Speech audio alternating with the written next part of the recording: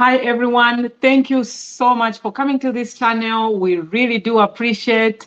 And again, we are here to encourage girls to pursue science and technology, and we're here to showcase other role models that are pursuing STEM. And what is STEM again? STEM simply means science, technology, engineering, and mathematics. So we are here to showcase other role models, and we're also here to make sure the girls can understand what careers are in STEM, and also they can get acquaintances with so many technology and just so many things that people talk about, especially in STEM. And on this platform, this is where we showcase all these ideas. We showcase these more role models that share with us a lot of insight. So, guys, today I'm so excited. I have a very interesting. I have a very interesting three interesting role models. So I'm going to start with one of the role model guys. Her name is Tehila Nampasa. Oh my God, guys, these ladies have been wanting to speak to them for a long time. But you know what? Engineers are always busy, either students or, even if they're just trying to get into work, they're always busy. There's so much to do all the time. But guys, without wasting so much time, I'm so excited. And make sure, guys, you can engage us. Put some comments there, engage, ask questions. If it's for me, it's for Tehila, engage her, guys, so we can find out who is she, what is she doing. So without wasting so much time, let me bring her up right away, guys. Hi, Tehila. Thank you so much for coming. I really do appreciate. I'm so excited to have you. So let's dive into it. So, share with my viewers, what are you doing? Who are you, Tehila? Thank you so much for finally having me. I know I've been postponing this for a long time from last year, busy, but I'm finally here. Tehila is a software engineer, graduated last month on the 26th with a merit, actually, the only female with a merit. Yeah. Wow, So I'm a software engineer. wow, wow, interesting. So you were the only female in the class? No, we were six girls. That was the only Okay. one with a merit. Yes. Wow, six girls out of how many boys? The boys might have been 21 or 18 between the two. I'm not really sure. Wow. Guys, you see why we need women in STEM? So many products are being made, so many decisions are being made, and as women, we are not on the table. And to encourage other women and girls, this is to showcase how these women are in STEM. And, just listen to the technical language that she speaks. So, Tehila, thank you so much for that introduction. I would like to understand. So, how did you get into STEM? First, before we go there, are you a student or you just graduated? Can you tell us more about that? I graduated last month, but I actually started working last year. Yes, I was working with the department. Yeah, the HOD actually, he's always seen something in me. Like he's always seen that yes, I'm smart. So from like second year, he's always told me you need to stop being lazy. So last year in my final year, he added yes, me to a project for the university. That's UNZA. Yeah, the yes, mighty UNZA. So he added me to the project, and I was working as a software engineer, but as an intern. So he wanted to yes, teach me all the areas of software engineering before I actually go into the industry. yes. Yes, so I joined that project for Zema. We were making a registry for Zema. That's like from last year, January to actually this year, March. So I Mhm. was working as an intern. But then this year, January, I started working as a software engineer for Digitron. Wow, wow. And would you love to share a little bit what they do where you work? Of course, not go into details or rub on those sensitive areas. What do they really do so that kids can have fun? For example, I'll tell you, I work for space missions where we make hardware structures that deploys in space. So that's kind of interesting to most kids, maybe some kids. So sometimes they also need to hear what other ventures can they go in. What do they really do where you are working right now? Digitron is a startup company that started last year in November. digital deals with software, software design. We deal with web development. We deal with a lot of things that have to do with software. Yeah, actually. So we engineer systems that were not properly made and turn them into good software. So we are just actually problem solvers actually, but then with software or with technology at the core of everything. Wow, wow, that's interesting. Thank you so much for sharing that. So now, Tehila, I'll take you back when you were young, when you were little, because most parents, most kids, most people are asking, how do these engineers become engineers? How do these doctors become doctors? What happens in their life? What's going on? What kind of environment do they have? So, what's happening when you're 5 years old or 6, 7? Are your parents talking about science and technology? Your neighbors? Or let me drink something. So, are your parents talking about science? Your neighbor? What's going on? What makes you start trying to love STEM? Could you share with my viewers? Actually, for me, it's actually a different whole story. Both my parents didn't actually make it out of like, is it secondary school? Yeah, Yes, I think my ended that was grade 12, but I don't think he wrote his final exams. And for my mom, she stopped school, I think in grade 9. Back yes. in the day, we would get married early. So for me, I didn't have inspiration from my parents.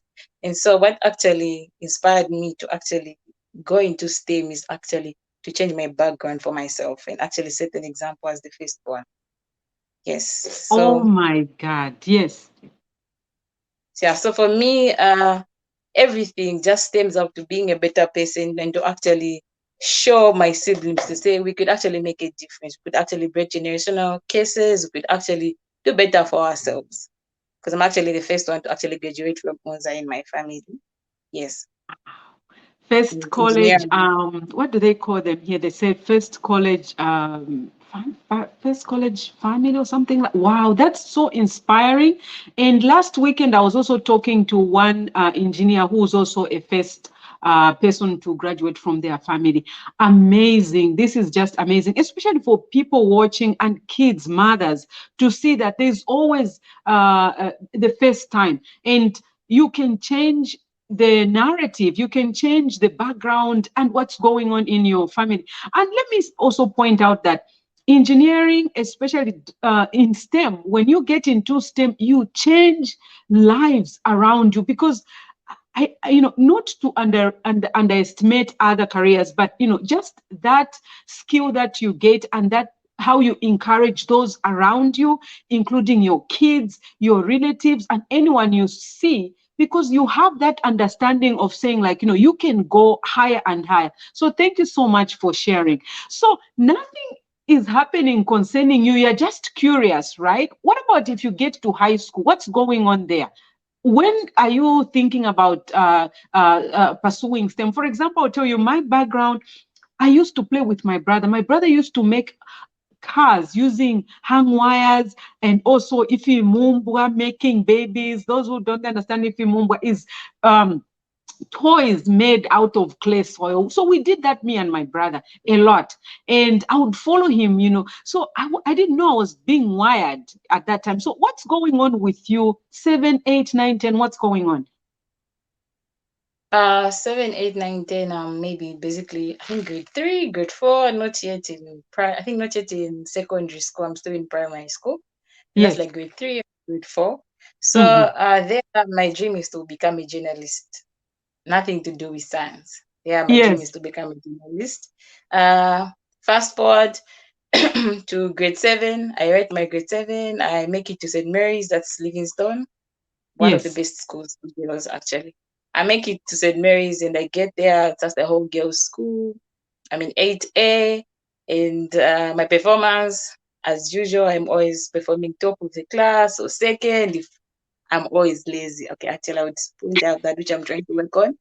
That's My so lecturer fun. always says I'm very smart, but they like are lazy. So I'm trying to work on that, which is my weakness, and Yes. inconsistency and procrastination. So I'm in grade 8, grade 9, not really too much interested into school. Maybe because I'm smart, I understand things. But my teacher would always say, Taylor, you need to do medicine because he sees Yes. me being expert in chemistry and biology. That's grade Yes. 10, I think, 10, grade 11. So from there, I got to Twin Palm for I think that's for my secondary school. I think grade 10 to grade 12. I Yes. made top best students. That's for the overall school, grade 12. Yes. Yes, and my teachers tried to talk to me to tell me, no, we have to go pursue engineering or pursue medicine. I'm still not into that. My mind still says no. Fast forward, we're done with that. Results come out for grade 12. I get 7 points, but 5 in 5, I get best five. So Yes. I'm enrolled into NS first year. Still Uh-huh. not decided what I want to do. Yes. Because when I wanted to apply under humanities, my uncle and my mom says, no, you're too smart for that. You know how it is in Africa. Your parents In tell you Africa, apply for this, the ones who are paying school fees for you. So I'm those are like, the ones you what will follow. I study? What will I study? I mean, first year, the professor who was taking me physics tells me, Taylor, I have to do engineering.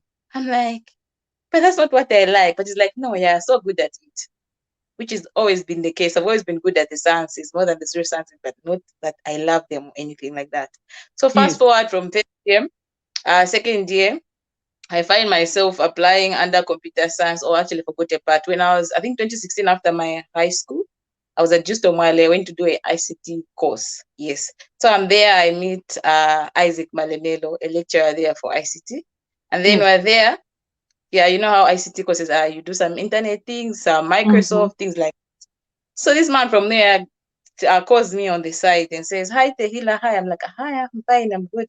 Because like I've been watching you and you need to go do computer science. Wow. So I'm like, what do you mean I need to go do computer science? So I'm curious now. I'm like, what's this computer science he talks about? I would actually he would I like my whole career, I think I need to be grateful to him because even in the times before I actually chose or picked computer science as my major in second year, he would like, Yes. oh, ask how am I doing? How is my software guru doing? Things like that. And I'm like, Yes. what do you mean? It's like all my life I have had that problem of whereby I have got self-doubt. I doubt myself and I'm not as confident in myself, but it's like everybody else and everyone who's ever taught me would actually call me a genius or call me a guru, which is why I don't understand. So I feel like that's been my weakness. So you would always like do that even in first year. Actually, 2 weeks Yes. before I actually my major, they would call me, how is it software? How is it going? My software guru and things like that. So fast forward, I picked it as my major in second year. And so the thing with me is I really loved chemistry. I think amongst all the science courses. So it was really kind of a struggle for me in second year, trying Yes. to, get myself acquainted with computer science courses like programming. So I'm in second year and I see these boys telling me, no, they've been programming since 2016, since 2010, and I'm completely new to this. Yes. And I'm like, oh my God, what will I do? So I was kind of not okay. That was like the first 2 months in computer science. But then Mm-hmm. I kept trying my best. I had days where I would break down because I feel I'm not good enough. Yeah. And you see these boys who are like doing better than you. We're doing our Mm-hmm. labs and things like that. Like the first lab we did, I think I'd scored like a 90. Okay, I've always wanted to get everything and everything. Like when I'm writing an assessment or something. I was really Yes. shocked that I did that because there's a guy who was teaching me that, like helping me do the programming. Yeah, Gavin Lasagna. I had a friend who was like trying to help me when I'm feeling bad. Like, no, Taylor, you're really smart. Just keep pushing. Wherever you need help, come to me. I'll Yes. help Come you. on. Mm. Yeah, come, I'll help you because you know it is the boys, like the boys' course, and then everyone else, like amongst Yeah. all my friends, I didn't know anyone who was my friend who was in that course who was a girl. So all the other girls were just people I met there. Yeah. And so it was, you know how you have those setbacks where you say, no, this is a boys' course. When I'm complaining to my mom, she's like, no, she didn't really understand. And I understand, so okay, no, she didn't know what this is. I explained to her just to have someone to talk to. Fast forward, we go. I'm having my second lab assessment.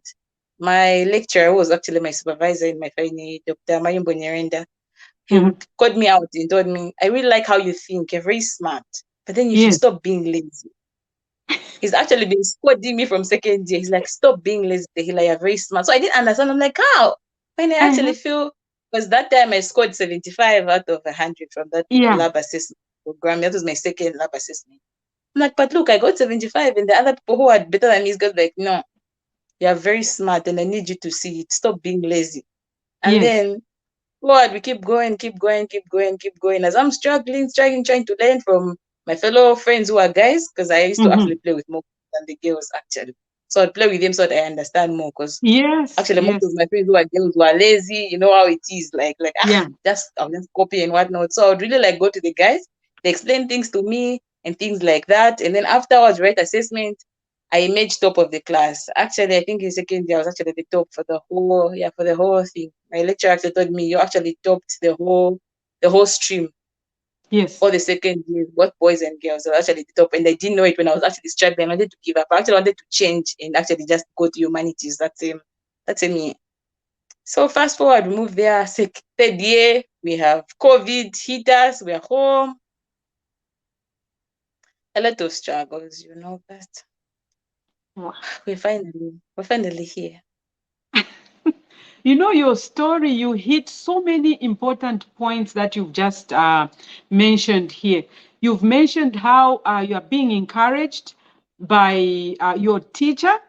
And that's what we always talk about here. When you see a kid trying to figure out things, they're asking questions, help them because that's an indication. So your teacher could see those things that were resonating with him. That meant that you can do it. And that's what I think, most of our parents need to see and those around us.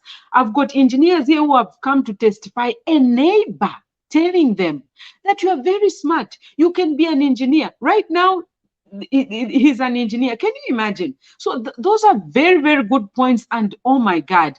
And some things that you said also resonated with me, especially when you doubt yourself. And before I went, for example, for me, before I went and did my STEM career, at a later age, and people get surprised that I did my STEM after 40. So I review my age now. You guys can figure out. So I did my STEM after 40, and my friends were telling me that, you know what, my friends from home, from Zambia, a long time ago, they said, you used to be very, like a just bypass thing. You used to be very good in math. I said, me? What do you mean, me? At yes, you used to get always higher than everybody else. I didn't know that. Then you know what? That stuck with me. I said, what? Why did she say that? Guess what I did? I said, I'm going to go take some prerequisites at a community college here in the United States. I went and did that. Guess my results. I passed to go into calculus one. I could not believe it. So So what am I trying to say? Yeah, go ahead. no, I was going to say, actually, teachers, lecturers, friends around, they actually play a very big role into actually making us who we are. So they They say do. that is why they actually say your environment actually contributes to who you are. You actually have to choose your environment right. So I feel like if more lecturers could actually encourage, like they should have maybe a program that they actually maybe sit down and actually encourage students who they see Yes. are slacking. Sometimes Or someone for struggling. me, or maybe because they feel maybe they have no one at home. Like I said, for me, I had no inspiration to draw from at home, you see. So Yes. I feel like the other students or other pupils, those in high school who have no inspiration back from home or Yeah. their families. So it's important if maybe those lecturers, like I said, for me, Dr. Maimbo Nyerenda, like that man he really played a very big role in my life. Isaac Malemelo, Gabeni Lozani, a friend of mine would always tell me, Tella, you're really smart, stop giving up. And other friends like Chalichi Buana, there's also Isabel, those guys, like they would actually encourage me to say, no, you're smart. Yes, you have this and that, but then you can do this. So we actually need those friends, as you said, like you had your Wow. friends You know, encourage you after 40. yes, yes. Oh my God, you've touched very, very important points. We really need that because sometimes, and this, you've loaded in your sharing, you've loaded so many information. You've talked about challenges that we go through even as women. And scientifically, they say that women, we need that notch of saying, a pat at the back, somebody telling you can do this. Boys are created differently. They just got it by themselves. But us women, we just need that notch, a little bit of pat at the back, just to tell you that. And it's true what you're saying, that we need to have some kind of a program that can just encourage kids, because we have challenges. We do go through challenges, and we need somebody to tell you that even if you failed today, you got this. And for example, for myself, I didn't have a role model. I didn't have anyone who looks like me, who looked like me, who is actually working. So that was very difficult for me. When I'm studying, I'm like, what am I gonna be? Will this even matter? What am I gonna, and then people outside, they are saying something like, we're running for you. I'm like, please don't tell me that, because all I see is a mountain in front of me. I don't want to hear that. So you really hit so many good points, and thank you so much for sharing. I hope teachers I can listen to this, professors can listen to this, universities, schools, that they can put programs, because we're coming from different backgrounds. Remember, we're coming from maybe a poor environment. We're not all coming from normal, normal places. Here in United States, they try to actually identify those students that are coming from those areas, to give them a notch. Wow, thank you so much. You guys watching, please engage us, make a comment, feel free. There's a place where you can comment, ask Tehila some questions. I know you have some questions. Ask me, ask us. Here, we are here. So wow, that's really interesting. So Tehila, what would you say to a girl growing up out there in Shangombo, Kazungula, some deep in Porokoso, in Chozi? Remember, I actually went to Mwenzo Girls in Chozi. What would you say to a girl growing up there who is so mesmerized by a plane passing through in the sky, which I was? I remember when we were at the farm with my dad, I could see planes. I wondered, will I ever get on that plane? How is it made? How do they make them? My brain wondered. So what would you tell to a girl growing up in those areas? How can they pursue STEM? I think to a girl growing up, as you said, in those areas, all I would really just want to say is that they need to explore their curiosity. Like, even if they say curiosity killed the rat or a cat, I don't know which one is Yes, which. Uh, explore the yes, curiosity, because what actually made me get to where I am is actually yes, curiosity. I think I was so curious to actually know about all these things. Like, what are these things that these people talk about? And yes, then also, what I would say to those people growing up in those areas is that never let your is it your current situation determine where you're going to go in life. You don't let your yes, environment change who you are. No matter what, you can always do anything that you set your mind to. Don't think just because you're in the village right now, you cannot come and become this next big thing. See stories of people who've actually really made it. And don't be yes, scared, like, to challenge the societal norms, saying no, girls can't do this. Just because you come from the village, you can't do. See, even our presidents, some of them, if you hear their stories, you see where they come from. They come from very, very poor backgrounds. But yes. then, yes, those are men. But all I'm just trying to say is that don't let societal norms like keep you stagnant or just be where you are just because you're there or what. Keep pushing. Keep pushing. Like, do anything it takes for you to be in a better place. I Wow, think that's what thank you for I would. that advice. And it's true, there are so many resources nowadays. Like, of course, this platform, and watch Tehila's space. She was a student, and now she's working. So you can see, you can watch her life story that she has shared here, and see, look at these role models that they are in STEM. Look at role models that we always showcase on this channel. They are in STEM. So can you do this as well? Wow, thank you so much, Tehila. And please, I'll give you 1 minute, 2 minutes. What would you want to say to Girls for STEM here on this platform? And anyone watching you, anyone, whoever your role model is, whatever, I give you some few minutes to talk about that. First and foremost, actually, in as much as I said yes, Dr. Marimbo Nyirenda played a very big role in my whole career. Yes, he's always there scolding me as a father, and what, like everything else. There's always God who I would always talk to, but then there's always that figure, that woman figure that you need to draw an inspiration from. And so there's a woman. Her name is Mrs. Kavemba. She's actually only two women in our department who were lecturers. I think Mrs. Kumar was not there as much. She just used to teach us in one course.